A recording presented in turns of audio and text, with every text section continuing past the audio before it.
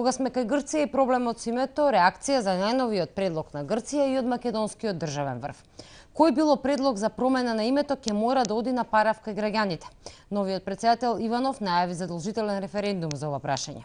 Најновиот предлог на Грција за премиерот Груевски е веќе видено сценарио од 90-тите, но не е само името она што во овој предлог не е добро, вели Груевски.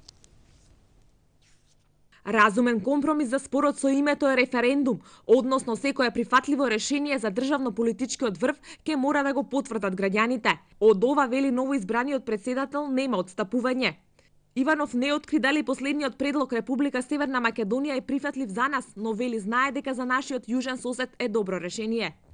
Тоа е географска одредница која посакува другата страна. Тој компромис на крајот, кој да биде и каков да биде, мора да биде потврден од страна на граѓаните. Позитивниот став на Грција пренесен од Маљас не е изненадување ниту за првиот човек на владата. Груевски вели, сепак преговорите се многу посложен процес.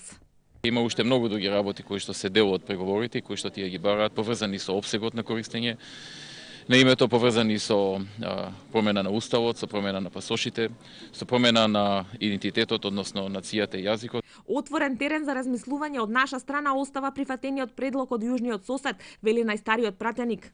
Грција ја напуштила идејата сама да ни наметне име и да не доведе во ситуација нејзин диктат да прифаќаме, туку изразува спремност да преговара за име кој го предлагат други.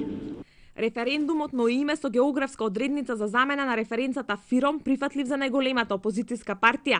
Велат се додека има потврда за македонскиот идентитет, јазик како и за уставното име, референцата мора да се промени.